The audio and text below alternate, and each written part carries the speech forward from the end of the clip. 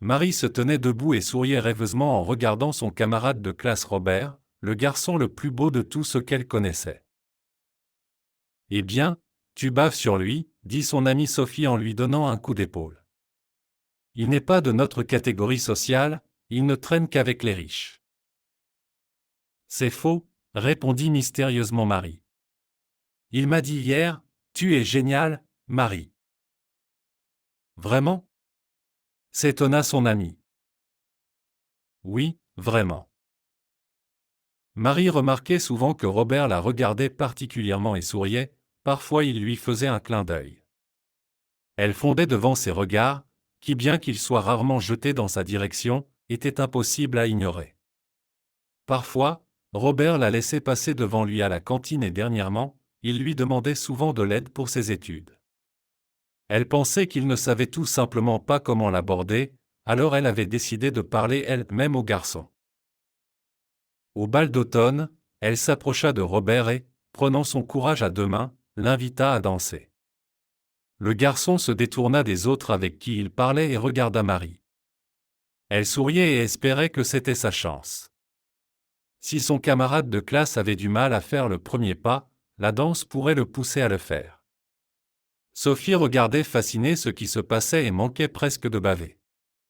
Elle était probablement plus nerveuse que son amie, car elle pensait qu'il valait mieux ne pas s'occuper de tous ces beaux gosses qui se considéraient comme l'élite.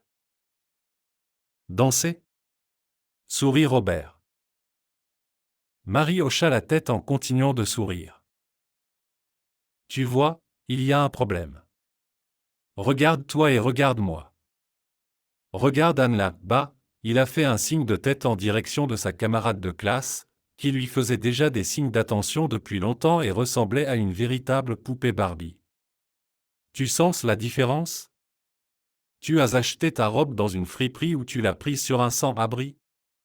Je ne danse pas avec des gens comme toi. Mais avec des gens comme elle. Il a regardé Anne et lui a tendu la main pour l'inviter à danser. Avec des gens comme elle, oui. Marie est restée immobile, incapable de bouger, son sourire lentement disparu de ses lèvres. La panique l'a envahie et les mots de Robert se sont brouillés dans sa tête. Il l'a humiliée devant tous les garçons qui ne pouvaient pas se calmer et riaient aux éclats. Marie a senti quelqu'un lui tirer la main et la tirer avec elle. Ce n'est qu'une fois dans le couloir qu'elle a réalisé que c'était Sophie. C'est un sacré enfoiré. Comment ose-t-il être si arrogant ? Et pourtant, il n'a pas perdu sa langue le salaud. Sophie était indignée comme si elle avait été humiliée devant tout le monde en ce moment, et Marie ne comprenait rien. Ce n'est que lorsque Marie est rentrée chez elle et s'est effondrée sur son lit qu'elle a ressenti de l'amertume. La jeune fille pleurait dans son oreiller pour que personne ne l'entende. Elle étouffait de larmes et ne comprenait pas pourquoi s'était-il comporté ainsi. Pourquoi avait-il dit ces choses désagréables devant tout le monde ? Il aurait pu simplement refuser, ou aimait-il regarder dans ses yeux et l'humilier ? Lorsque Marie a pu se calmer, sa tête tournait. Elle est allée sur sa page de réseau social et a vu que plusieurs garçons l'avaient supprimée de leur liste d'amis. Bien sûr, il ne faut pas parler à ceux sur lesquels un tel gars crache. Cependant, cela n'a pas été sa priorité. L'école est devenue un enfer, car Marie avait l'impression constante que les gens chuchotaient derrière son dos, se moquaient de la situation et la pointaient du doigt dans son dos. Arrête de t'inquiéter comme ça. Tout le monde a déjà oublié, sérieusement. Essayait de calmer son amie Sophie, mais Marie ne pouvait rien faire avec elle-même. Robert se comportait comme si rien ne s'était passé et demandait de l'aide de temps en temps pour faire face à certaines tâches. C'est pourquoi Marie avait même déménagé tout au fond de la classe, juste pour éviter qu'il ne s'approche d'elle avec son cahier. Parce que le voir était désagréable. Elle comprenait en quelque sorte qu'il avait montré sa position, qu'elle ne l'intéressait pas. Mais son âme continuait de s'attirer vers lui et de la pousser, en lui disant que si elle avait parlé avec lui quand il était sans sa clique de suiveurs, Robert se serait comporté différemment.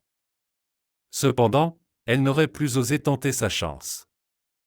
L'offense s'était profondément ancrée dans son âme et ne la quittait pas. Déjà à l'université, Marie a rencontré un garçon intéressant, Daniel, qui a commencé à lui parler de son travail de blogueur sur Internet.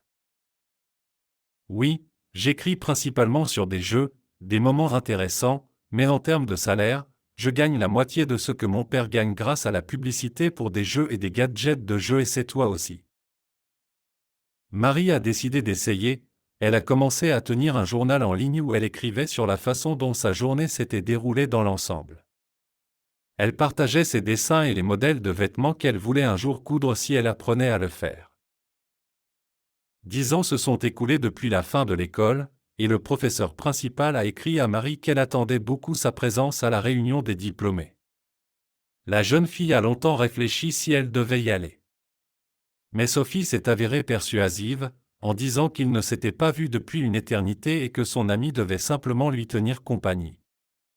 Marie a décidé qu'elle n'irait là-bas que pour Sophie, avec qui elle n'avait pas réussi à se rencontrer.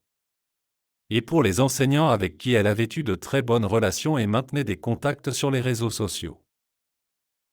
Le jour fixé, Marie a enfilé une belle robe, s'est coiffée et maquillée, et a souri à sa propre image. Dans cette tenue, elle ressemblait davantage à un mannequin se rendant à une conférence importante qu'à une réunion d'anciens élèves. Ils ont décidé de se rencontrer dans un café proche de l'école. Non seulement les prix étaient abordables, mais l'ambiance était agréable et ils y avaient célébré leur bal de fin d'année, auquel Marie n'avait pas participé. Elle ne voulait pas s'amuser avec ceux qui pointaient du doigt et se moquaient d'elle. En entrant dans le café et en repérant rapidement la table qu'elle cherchait, Marie s'y dirigea. Sophie fit immédiatement signe à son amie de s'asseoir à côté d'elle, et quand elle s'approcha, les deux amis se firent une accolade. Je me suis échappé un instant, chuchota Sophie. Mon enfant est toujours allaité, même après 2 ans. Et de toute façon, il ne peut pas vivre sans sa maman. Marie sourit et acquiesça. Elle remarqua Anne, habillée dans une robe de la vieille collection qui avait été récemment vendue à 90% de réduction. Pour une raison quelconque, cela la fit rire, elle se souvint de la façon dont Anne avait fièrement levé la tête et s'était moquée des humiliations infligées par Marie. Le garçon lui jetait des regards énamourés, ce qui la mettait mal à l'aise. Les camarades de classe s'étaient rassemblés lentement, et l'enseignante parlait de ses nouveaux élèves dont elle était maintenant responsable. Quand une autre fille est arrivée dans la même robe que Anne, Marie a éclaté de rire. « Oh, Anne, tu l'as aussi acheté en solde ? C'est tellement cool !» bas prix et de Marie Morand elle-même. Je suis heureuse que ma collection ait suscité de l'enthousiasme. Si vous voulez, les filles, venez, je vous ferai une remise sur la nouvelle collection en tant qu'anciennes amies. Sourit Marie. Tu veux dire que tu es Marie Morand ? Oui, c'est le cas, dit Marie en riant. Oui, oui. J'ai été à l'exposition de notre Marie, c'était tout simplement magnifique. Merci pour l'invitation. Qui aurait pu imaginer que vous deviendriez designer ? Tu as toujours voulu être architecte, n'est-ce pas ? Marie changea de sujet de conversation, elle ne voulait pas qu'on parle d'elle. Lorsque la musique lente a commencé à jouer, Robert s'est approché de Marie et lui a tendu la main. « On danse ?» demanda-t-il. Marie secoua la tête négativement. « Désolé, je suis en talons, et je dois assister ensuite à la présentation de la nouvelle collection. » Alors non. Je ne veux pas paraître fatiguée là-bas. Rien de personnel. Elle n'avait pas de rendez-vous ce soir-là, mais Marie ne savait pas répondre au mal par le mal. Elle a décidé de refuser poliment et de ne pas devenir comme Robert. Et il n'avait pas changé du tout, il se jetait sur celle qui avait l'air meilleure et plus riche. Peut-être qu'il n'avait même pas de famille. Bientôt, Sophie est partie et Marie a commencé à regarder sa montre et à attendre son tour pour partir. Elle s'ennuyait parmi ses camarades de classe qui avaient arrêté de se développer et ne prévoyaient pas d'améliorer la qualité de leur vie. Même après avoir atteint des sommets, elle cherchait à faire plus. Quand un homme riche et beau est entré dans le café, beaucoup de filles ont soupiré et ont commencé à le regarder. Mon mari est venu me chercher, je dois partir. Merci beaucoup à tous pour cette rencontre.